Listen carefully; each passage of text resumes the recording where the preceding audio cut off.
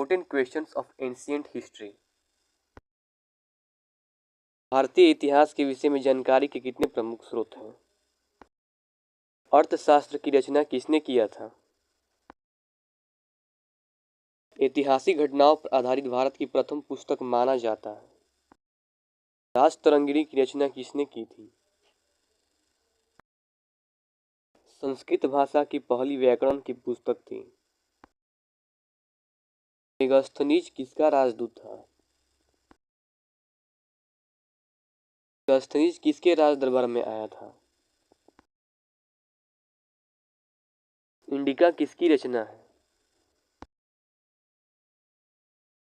भारत का भूगोल नामक पुस्तक किसने लिखी?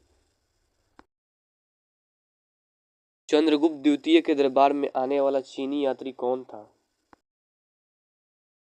संवर्धन के शासनकाल में आने वाला चीनी यात्री कौन था?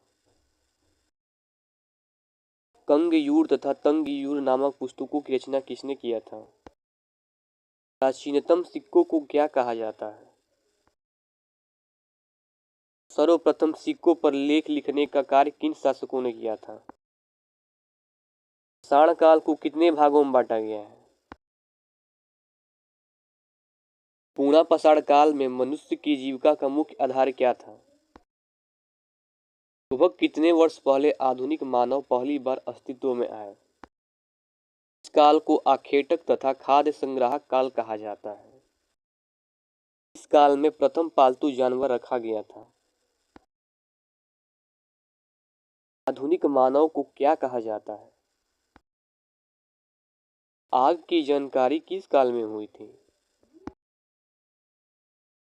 मानव द्वारा प्रथम पालतू जानवर कौन था? आग का प्रयोग सबसे पहले किस काल में हुआ था? मानव ने कृषि कार्य का प्रारंभ किस काल में किया? इस काल में मानवों में स्थायी निवास की प्रवृत्ति विकसित हुई। भारत में पाषाणकालीन सभ्यता का अनुसंधान सर्वप्रथम रॉबर्ट ब्रूस फुट ने किस वर्ष प्रारंभ किया? भारत में व्यवस्थित कृषि का पहला साक्ष्य कहाँ प्राप्त हुआ था? धातु का ज्ञान मनुष्य को सर्वप्रथम हुआ। औजारों में प्रयुक्त की जाने वाली पहली धातु कौन सी थी? चावल की खेती का प्राचीनतम साक्ष्य कहाँ से पाया गया है?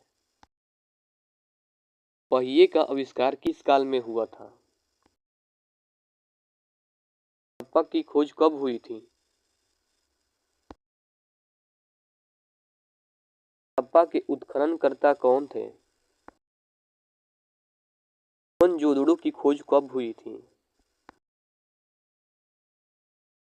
सिंधु सभ्यता का सर्वमान्य तिथि कहाँ से कहाँ तक मानी जाती है? सिंधु घाटी सभ्यता को कहा जाता है।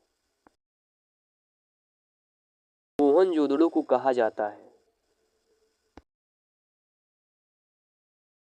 कालीबंगा का अर्थ क्या है? हड़प्पा सभ्यता का समाज कैसा था? हड़प्पा सभ्यता के आर्थिक जीवन का मुख्य आधार क्या था? इस सभ्यता के लोगों ने विश्व में सर्वप्रथम कपास की खेती प्रारंभ की थी। हड़प्पा सभ्यता में व्यापार होता था। हड़प्पा में माप तौल की इकाई का अनुपात था। सिंधु सभ्यता का क्षेत्र किस आकार का था?